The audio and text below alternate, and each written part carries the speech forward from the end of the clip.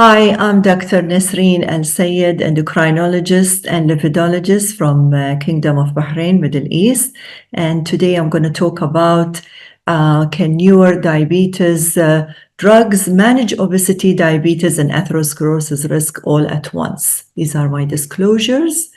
So to start with, we know that diabetes is actually considered cardiovascular risk equivalent, and patients with diabetes compared to non-diabetic individuals have higher risk of cardiovascular events, whether it's coronary artery disease, cerebrovascular disease, or other vascular deaths. And despite the advances in standard of care, most patients with diabetes die from cardiovascular causes. And as a matter of fact, people with diabetes and coexisting cardiovascular disease could die 12 years earlier than those without diabetes and CVD. And the pattern of CVD and diabetes is characterized by earlier onset compared to non-diabetics, accelerated organ damage, worse outcomes, and substantial costs. So type 2 diabetes is therefore a cardiovascular risk factor that determines the need for cardioprotection as emphasized in clinical guidelines. This is what I'm going to show you later on. Now, if we look at the interrelationship between diabetes, obesity, and cardiovascular disease, this is a data derived from a UK biobank participants, more than 450,000 patients, comparing patients with and without diabetes. And as you can see, looking at the green bars, you can see that having diabetes only increases your risk of adverse cardiovascular outcome. But if you have a combination of diabetes and obesity, then the risk is higher in terms of risk of cardiovascular death and adverse cardiac outcome. So when we look at diabetes and the approach to diabetes as a chronic disease, it's very important to note the interrelationship between the cardiorenal metabolic system. So the heart is the most metabolically demanding organ, susceptible to changes in volume and metabolism. And then we have the regulation of energy, metabolism by liver, pancreas, and fat. And on the other hand, the kidneys play a key role in glucose and volume homeostasis. Therefore, when we tackle diabetes management, it's very important to consider a holistic approach by not only reducing HbA1c and controlling glycemia, but weight is another key consideration beyond glycemic control in order to manage the cardiorenal risk. It's very, of course, essential. And guidelines currently recommend medications that provide and target these multiple systems, the cardiorenal and metabolic pathways altogether, in order to prevent all the diabetes-related complications. And most emphasis are currently on these classes of agents, so the GLP-1 agonists on the incretin therapies, and these are a GLP-1 receptor agonist, GIP, GLP-1, a combination or dual agonist, and the SGLT2 inhibitors. So when we look at the GLP-1 receptor agonists or incretins, and these are peptide hormones released by the L cells and the intestine and the colon, and they exert their effect through their binding to the GLP-1 receptor at different target organs. So at the brain level, they have a neuroprotective effect and they decrease appetite. At the stomach level, they decrease gastric emptying. At the pancreas level, they increase insulin secretion and decrease glucagon secretion. And mainly on the beta cells, they increase glucose-dependent insulin secretion and increase insulin biosynthesis. And at the muscle and adipose tissue, they increase glucose uptake and storage. And at the liver, it decrease glucose production. And finally, at the heart, cardioprotection and increase cardiac function. So when we look at this class as a class in terms of efficacy on glycemia and HbA1c lowering, this slide shows you different efficacy trials looking at different GLP-1 receptor agonists in the group, such as albiglutide, dulaglutide, liraglutide, exenatide, and semaglutide. You can see that all of these studies have shown statistically significant reduction in HbA1c from baseline, some of which actually achieved even higher and more significant HbA1c reduction, reaching up to 1.8 or 2% from baseline. And if we look at their effect on the weight, you can see from all these clinical trials that there was a statistically significant reduction in the weight from baseline, and the weight reduction ranged somewhere between 8 to 9 or 10% up to 20% with the dual GLP-GIP receptor agonist. What about in terms of cardiovascular outcome? GLP-1 trials show superior cardiovascular outcomes of time to the first event of cardiovascular death, MI, and stroke. There have been multiple trials. Liraglutide, the leader trial, was the first trial among the GLP-1 receptor agonists to show MACE reduction, and this was liraglutide compared to the placebo. We have 3 trials with semaglutide. We have the SUSTAIN and the PIONEER trial. SUSTAIN showed superiority to the comparator, while in the SELECT trial that compared in patients with no diabetes, non-diabetic patients, just with obesity, it even showed superiority in terms of MACE reduction. Dulaglutide similarly showed superiority in terms of MACE reduction. Tirzepatide and supra-CVOT showed non-inferiority compared to dulaglutide, so it showed its cardiovascular safety and established cardiovascular benefits compared to dulaglutide. And we have lixisenatide showed also non-inferiority. Now, if we look at the GIP-GLP, which is a dual agonist, such as tirzepatide, and it combines and gives you sort of more powerful glycemic reduction and weight loss because of its dual action on GLP-1 and GIP receptors, primarily affecting the beta cell and the alpha cell in the pancreas, and thereby increasing cellular glucose uptake and reducing hepatic glucose output. And when we look at the effect of the dual agonist, the effect of the tirzepatide and glycemic control, it significantly reduces HbA1c in patients with diabetes, and the higher doses of tirzepatide has achieved even a better glycemic control. And when we look at the weight in tirzepatide, again, compared to the comparators and the placebo, you can see at different trials. In the SURPASS trial, it showed significant weight reduction, reaching even up to 20%. And this was seen with higher doses of tirzepatide, the higher we go. As you can see in the middle here, this is the 10 milligram dose versus placebo, and the 15 milligram versus placebo showed more profound effect on weight. What about cardiovascular outcome trial? As I showed you earlier, from the SURPASS CVOT trial, tirzepatide was non-inferior to dulaglutide in its cardiovascular safety and positive cardiovascular outcome. But this was a recently published study that is a real-world evidence that was just recently published during this month in Nature Medicine. And this data was derived from a U.S. insurance claim data. And they looked at 5 cohort studies, and they tried to emulate the data and compared it with the RCTs, such as the SUSTAIN and the SURPASS CVOT. And the surprising result, the results were amazing because it actually was parallel to the RCTs. So there was tirzepatide and semaglutide actually showed both equal cardiovascular protection in terms of all-cause mortality, myocardial infarction. Tirzepatide and dulaglutide again performed very well, and actually slightly better compared to the RCTs. And again, semaglutide was superior to sitagliptin in terms of cardiovascular outcome.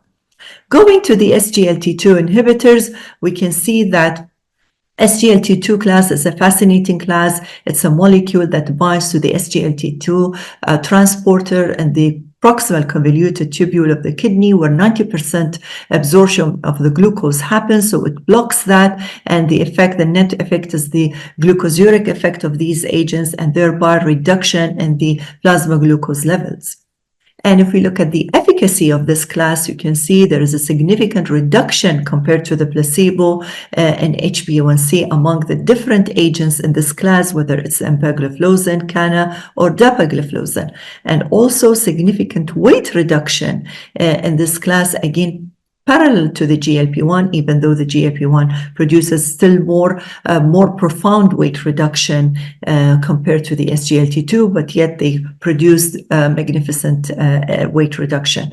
And when we look at the cardiovascular outcome trials in the SGLT2 inhibitor class, we can see the different trials such as EMPA-REG examining empagliflozin, CANVAS examining the canagliflozin, DECLARE DAPA, and the VERTIS examining ertugliflozin. You can see across the trials, all the agents show significant reduction in hospitalization for heart failure. The cardiovascular death was also reduced, but more profound for the empagliflozin. The kidney outcomes, magnificent, as you can see. The profound reduction was 47% seen with the dapagliflozin, followed by canagliflozin 40%, and then we have the empagliflozin 39%. And the all-cause mortality was even significantly more for the empagliflozin, but yet other agents were also showing a decrease in all-cause mortality. So again, real-world evidence, looking at the empagliflozin, the EMPRISE was real-world evidence compared to the EMPA-REG outcome. It was parallel. The findings actually complemented the RCT finding. Similarly, in Darwin, type 2 diabetes, looking at real-world evidence with dapagliflozin, it showed its anti-proteinuric effect in patients with type 2 diabetes. Again, we have the CVD real, again, another real-world evidence examining different SGLT2 agents, and have shown in real world their positive effect on all-cause death and hospitalization for heart failure. So when we look at the GLP-1 and SGLT2, we can see the spectrum of these two classes, their positive effect on MACE outcome, cardiovascular, hospitalization for heart failure, and kidney outcomes. Even though we can see the benefit is more seen with SGLT2 in terms of hospitalization for heart failure and kidney outcomes, and the slightly more benefit with the GLP-1 class for the MACE outcome. But in general, two classes produces really amazing and fascinating results in terms of MACE and kidney outcomes.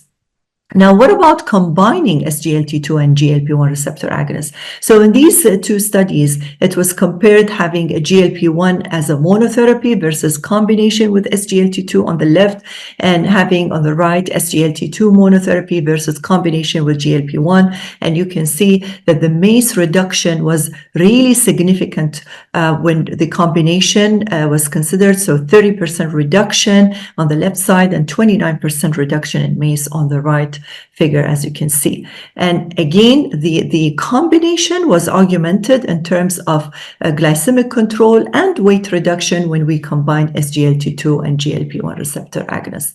And this is actually, all these data is really translated in the guidelines that we are seeing now. All the updated guidelines, for example, the ADA 2025, emphasize any patients with diabetes, established cardiovascular disease, established kidney disease, or obesity. These two classes should be highly considered. Similarly, in ACE 2023 guidelines, any patient with overweight, obesity, GLP-1 receptor agonist or SGLT2 should be considered. Again, the European Society of Cardiology highly emphasized on the role and given a class 1 evidence for these agents in patients with type 2 diabetes, cardiovascular disease, and kidney disease or obesity. These agents should be highly considered. So the key take-home messages from this talk, it's very important to note that type 2 diabetes treatment is no longer glucocentric. A holistic approach to targeting the cardiorenal metabolic system should be considered when treating patients with type 2 diabetes. GLP-1 receptor agonists, or the dual agonists and SGLT2 inhibitors are the pharmacotherapies for type 2 diabetes. And yes, they can give you excellent glycemic control, cardio protection, renal protection, and weight loss altogether. And with that, I would like to conclude my talk. Thank you very much. Thank you, Dr. Alsayed. That was a fantastic talk.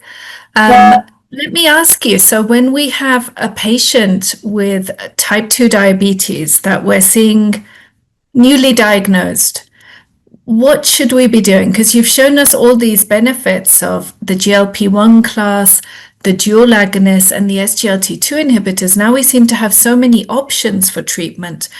How do we personalize this? How do we choose which, or do we always start with both? What would be your considerations?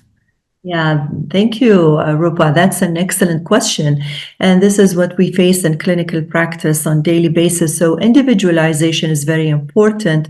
And as we mentioned, we need to have this holistic approach. So the evaluation of the patient, looking at the glycemic control, looking at the BMI, is your patient in the overweight side, on the obese side, looking at the full cardiovascular profile, examining their lipid profile, looking at the inflammatory markers.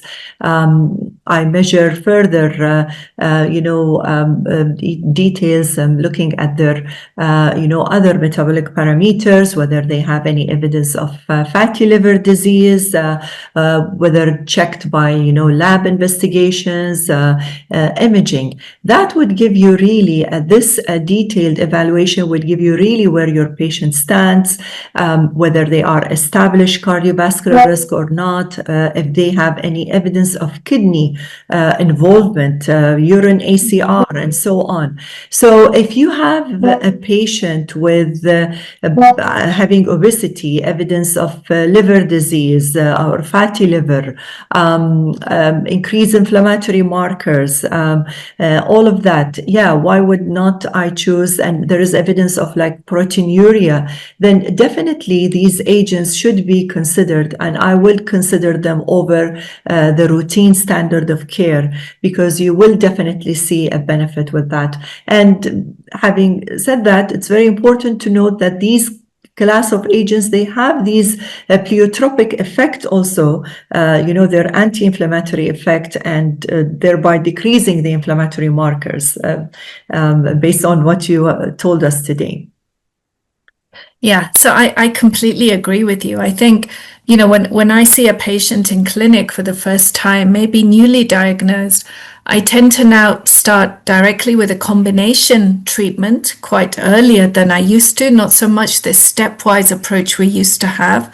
And I try and get in one of these agents in very early. So typically maybe metformin with an SGLT2 inhibitor, and then try and get in a GLP-1 receptor agonist as well, because you showed us these benefits, right? Of combining them both, we can get cardiovascular protection, right? So that would be where I would go. So let me ask you as well about about lipids as well, right? So we know that controlling the diabetes, but how do these agents affect lipids? And my third question, and I'll ask it now so you can phrase it, they both have differential effects on cardiovascular risk, right? Because they have different mechanisms. So what is your take on that as well? When do we use one more than the other? So both of these questions. Yeah, so that's very important, because the type of dyslipidemia that we see typically in diabetes is the metabolic type of dyslipidemia. And this is a highly atherogenic dyslipidemia. So by improving the metabolic profile, lowering the insulin resistance, which is the driving factor for the metabolic dyslipidemia in these patients, you are actually reversing the atherogenicity that you see with the adverse lipid profile in these patients. And we do see really significant improvement in the lipoprotein profile that is associated with glycemic control, decreasing in insulin resistance, and also weight loss achieved with these agents. So definitely there is a great impact on the pattern of the dyslipidemia. Now, the way that the mechanism of different classes is a bit different in terms of the way that they give you the cardiovascular protection. The SGLT2 class has its, the effect on mainly on the kidneys, the glucosuric effect. So they are probably more of a class that sort of regulate the volume distribution in the body, and thereby they have some their effect on the cardiac, contractility and performance in that sense. And thereby you could see their benefits more in patients with evidence of, heart failure or early stages of heart failure that sometimes it's not even clinically detected unless you measure like certain markers such as the proBNP and so on.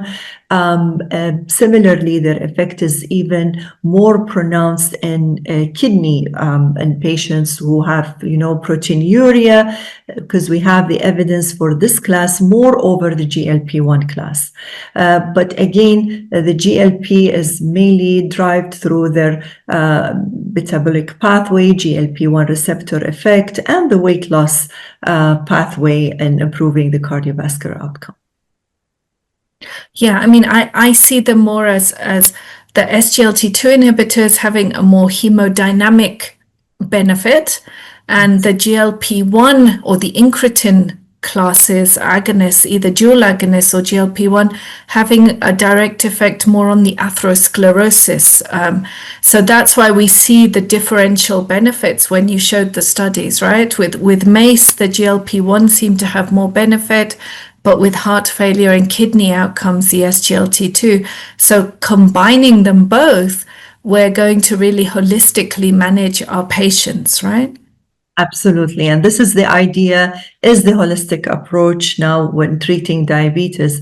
Really, I mean, even it's not wrong, according to the guidelines even, that you can start the initial therapy with these agents. You can override even over metformin if clinically indicated. If your patient fits the profile, yeah, why not? The earlier you start with these agents, the better would be the outcome. And we know that in the future, many more of these agents will become available, again, with different agonisms. So I think, again, this is going to be a very exciting field. We can really personalize our treatment for our patients in the future. Fascinating field. That is fascinating. We're going to have the triple agonists. We're going to have the oral agents. We're going to have the agents that maintain or prevent muscle loss with the weight loss or the fat loss that is happening. So really fascinating, amazing class of agents. Thank you very much, Dr. Alsayed. That was a great talk, and I really enjoyed discussing with you. Thank you. Thank you. Thank you very much. Thank you.